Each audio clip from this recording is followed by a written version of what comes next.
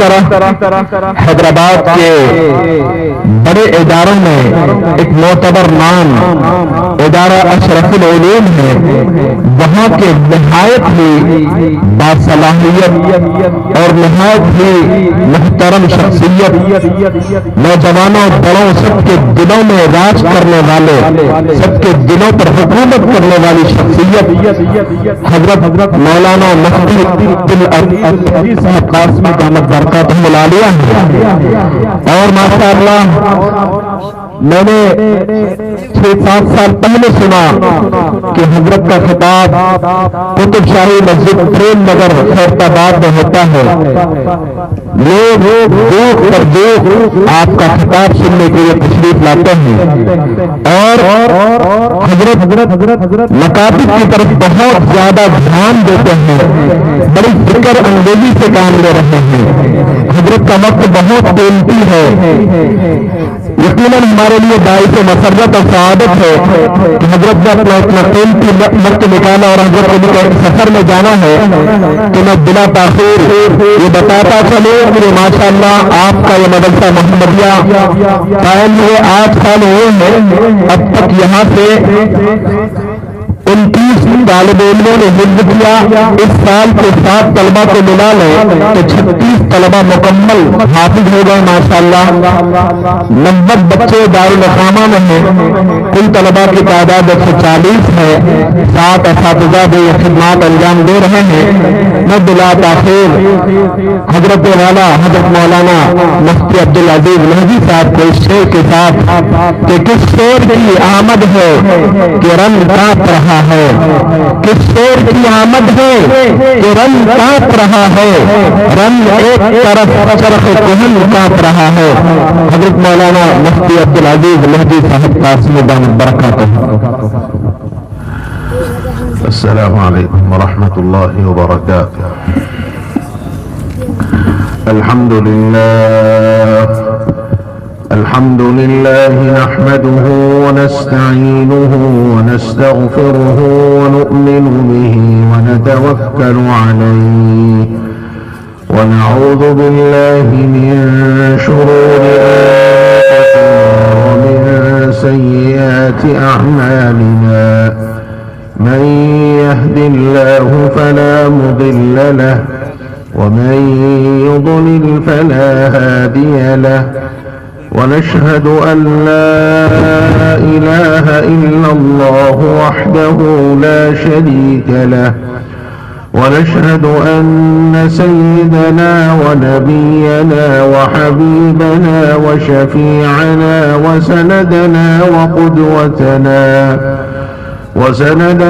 وقدوتنا ومولانا محمدا عبده ورسوله، صلى الله تبارك وتعالى عليه وعلى آله وأصحابه وذرياته وأهل بيته وبارك وسلم تسليما كثيرا. أما بعد، فقد قال الله سبحانه وتعالى: أعوذ بالله من الشيطان الرجيم، بسم الله الرحمن الرحيم. وقال الذين كفروا لا تسمعوا لهذا القرآن والغوا فيه لعلكم تغلبون. وقد قال رسول الله صلى الله عليه وسلم: إن الله يرفع بهذا القرآن أقواما ويضع به آخرين، أو كما قال عليه الصلاة والسلام. اللهم صل على سيدنا محمد وعلى آل سيدنا محمد وبارك وسلم. اللهم صل على سيدنا محمد وعلى آل سيدنا محمد وبارك وسلم. اللهم صل على سيدنا محمد وعلى آل سيدنا محمد وبارك وسلم. اسٹیج پر تشریف فرما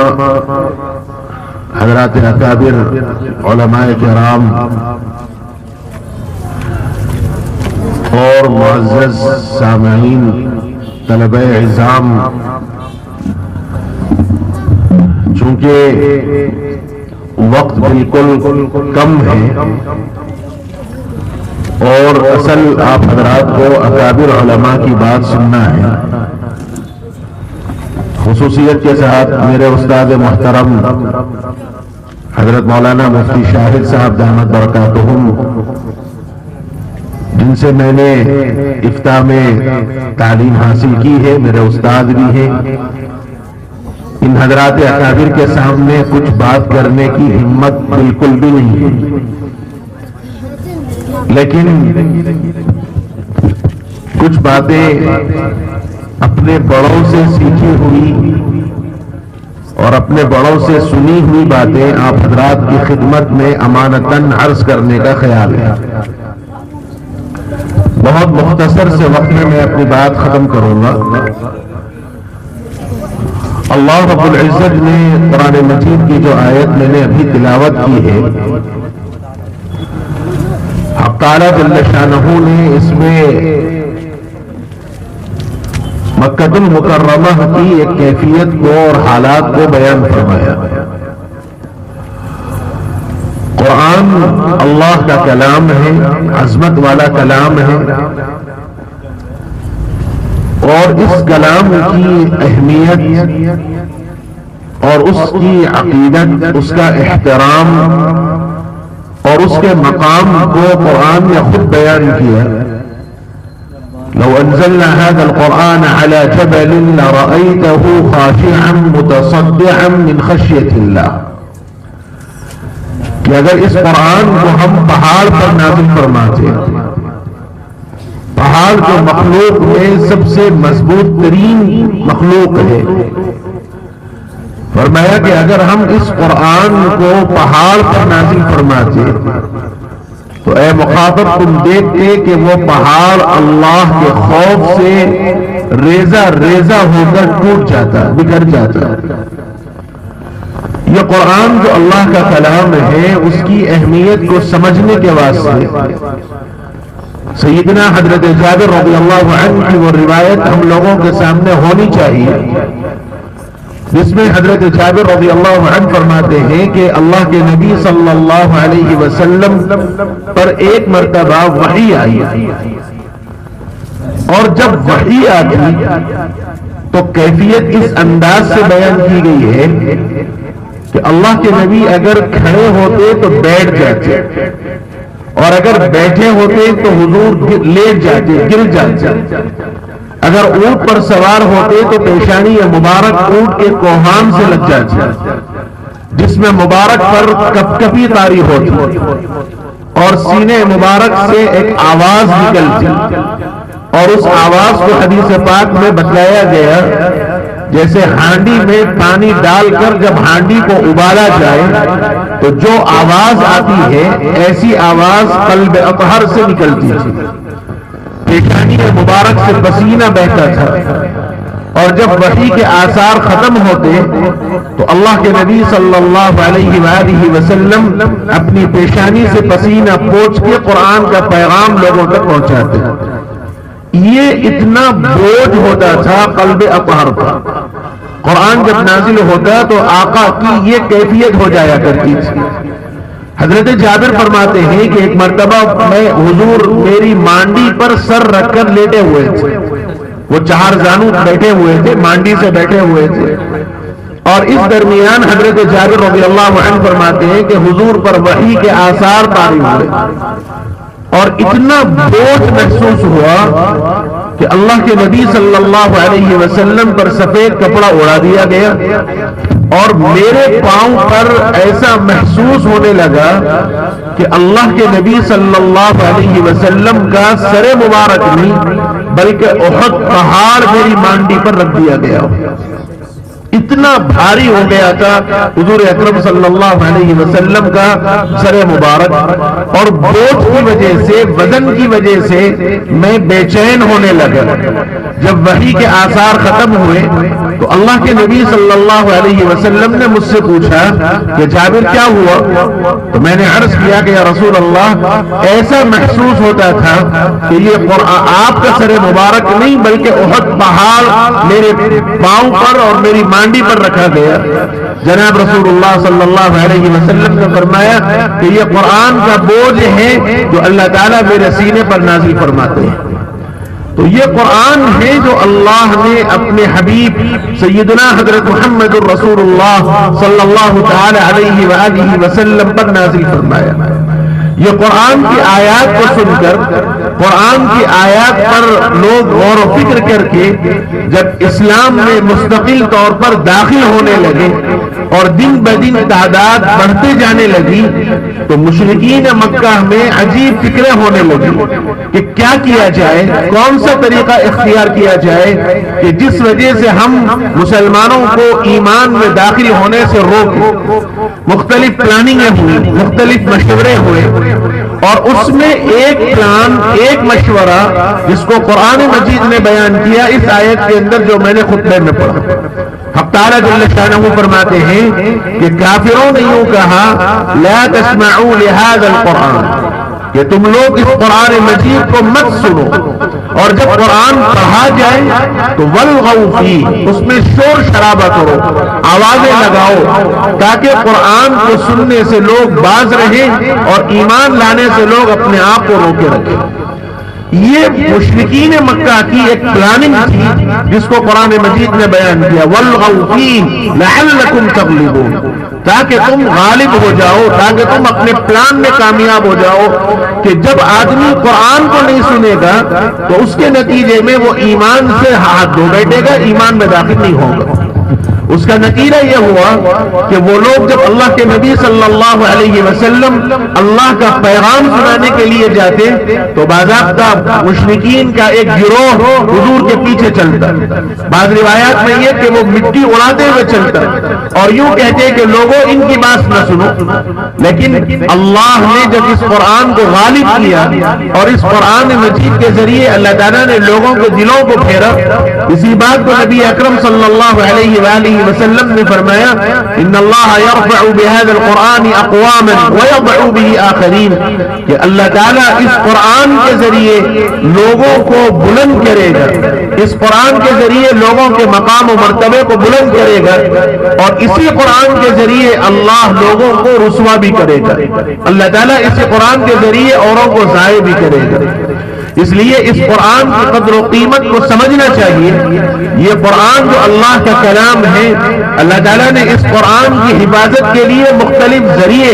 اور مختلف طریقے استعمال کیے ہیں۔ قرآن کے الفاظ بھی محفوظ ہیں، قرآن کے معانی بھی محفوظ ہیں، قرآن کے مطالب بھی محفوظ ہیں، حد یہ کہ قرآن پڑھنے کے طریقے بھی محفوظ ہیں۔ ایک چیز بھی اس میں دخل اندازی نہیں ہو سکتی۔ جس نے مطالبات کیے، جس نے قرآن کو اپنی جگہ سے ہٹانے کی کوشش کی، جس نے یہ مطالبہ کیا کہ قرآن کے الفاظ کو بدل دیا جائے، قرآن کے الفاظ میں رد و بدل کیا جائے، یا یہ کہ قرآن کے بعض آیات کو نکال دیا جائے، اللہ رب العزت نے پھر اس کا وہ حشر کیا۔ دنیا نے دیکھا، تاریخ نے دیکھا، لوگوں نے دیکھا کہ جس نے مطالبہ کیا اللہ نے اس کو ایسا نیست و نابود کیا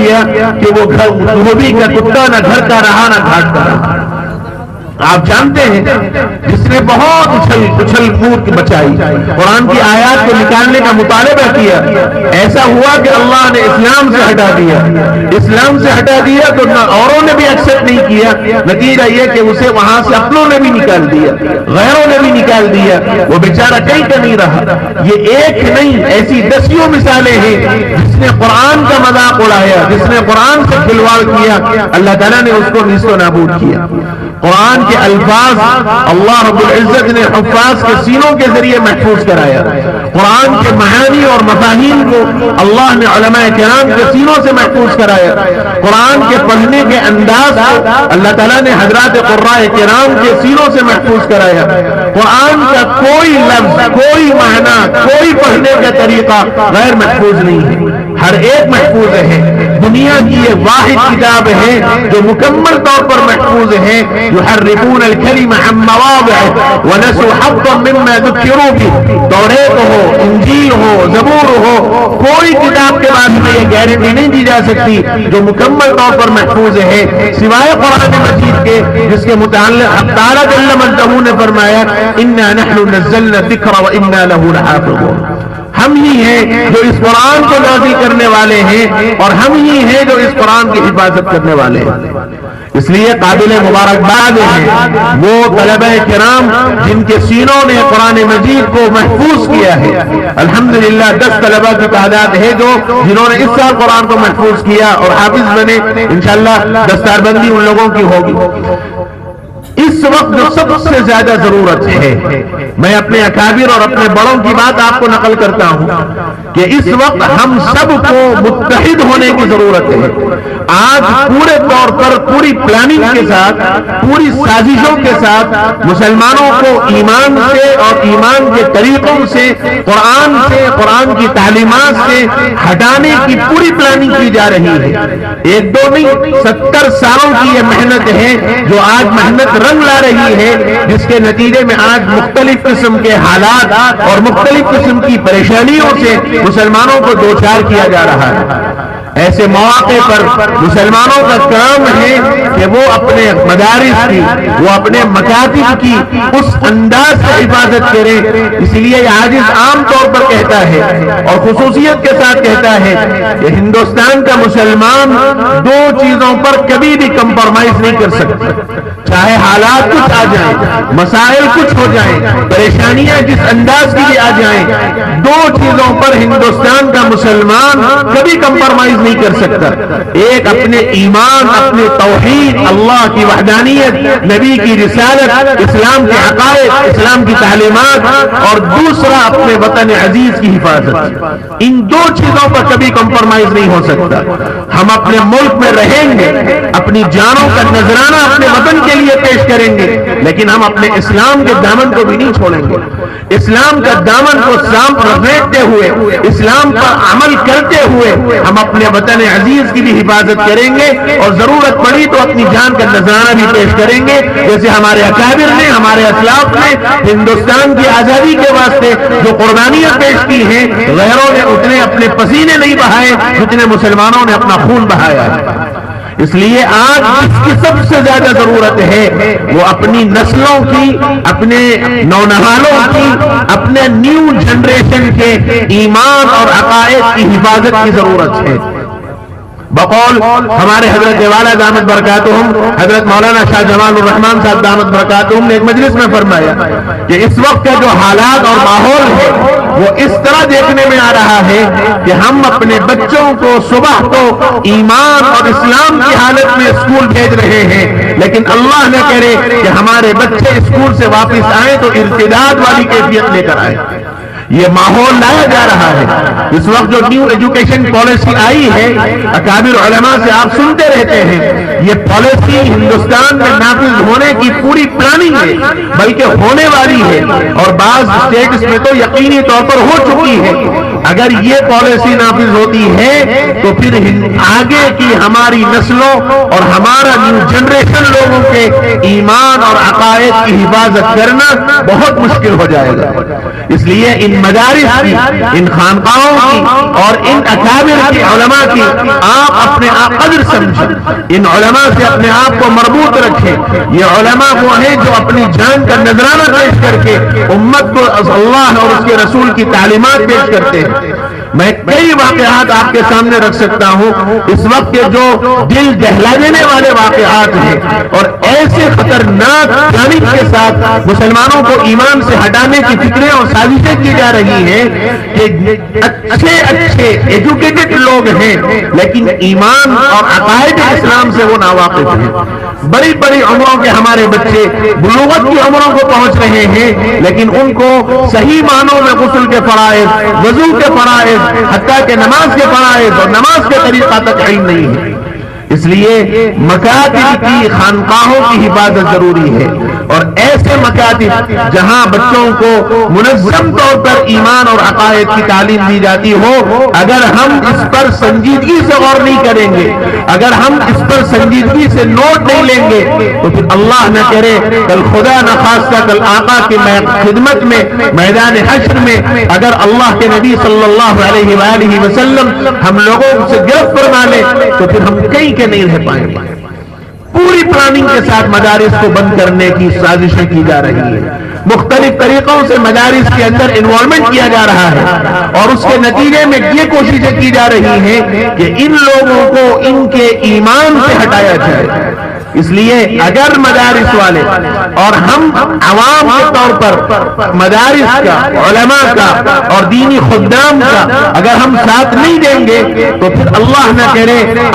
کرے اگر علماء کرام، جیسے حضرت تھانوی رحمت اللہ علیہ نے فرمایا کہ اگر علماء کرام اگر آپ لوگ بوجھ سمجھتے ہیں، حضرت نے ایک عمومی اجلاس میں خطاب کرتے ہوئے فرمایا اگر آپ لوگ بوجھ سمجھتے ہیں علماء کی اور مدارس کی خدمت کرنے کو تو ہمیں بھی کوئی ضرورت نہیں ہے مدارس چلانے کی، ہم بھی مدرسے بند کر کے کوئی آٹے کی دکان قائم کر لے گا، کوئی تیل کی دکان قائم کر لے گا، ہم بھی اپنی دنیا کما لیں گے۔ اگر ہم اس نہج پر آ جائیں تو پھر آپ اپنی نسلوں کے ایمان کا خیر منائیے۔ یہ حضرت تھانوی رحمت اللہ علیہ نے ایک زمانہ پہلے یہ بات کہی تھی۔ میرے بھائیوں، بس میں اپنی بات ختم کرتے ہوئے یہی پیغام دینا چاہتا ہوں کہ آج کے وقت میں بہت زیادہ ضرورت ہے ہم اپنے نسلوں کی فکر کریں، اپنے نسلوں کی فکر کریں، اپنے نسلوں کے ایمان کی اور ان کے عقائد کی فکر کریں۔ مدارس کا ماحول الگ ہوتا ہے، عمومی اعتبار سے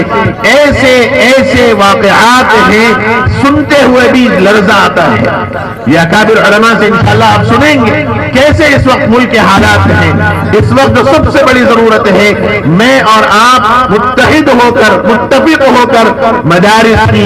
اور مکاتب کی ہم حفاظت کریں، اس کی ترقی کے واسطے اور اس کو نیک نامی کے واسطے ہم کیا کر سکتے ہیں اس کے متعلق ہم سب کو پوری پلاننگ کرنی چاہیے۔ قابل مبارکباد ہیں اس مدرسے کے ذمہ دار جنہوں نے اپنی محنت کے ذریعے، اساتذہ کرام جنہوں نے دن رات ایک کر کے الحمدللہ اس مدرسے کو اس نہج پر پہنچایا، اور اللہ کے فضل و کرم سے اس سال تقریباً 10 طلباء نے حفظ قرآن مکمل کیا۔ اللہ تعالیٰ اس مدرسے کو خصوصی طور پر اور عمومی اعتبار سے تمام مدارس اسلامیہ کو تعالیٰ اپنے کرم سے دشمنوں کے شر سے اور دشمنوں کے شر والی نگاہوں سے محفوظ فرمائے۔ وصلی اللہ وسلم وبارک علی نبینا مولانا محمد وعلی آلہ وصحبہ اجمعین والحمد للہ رب العالمین۔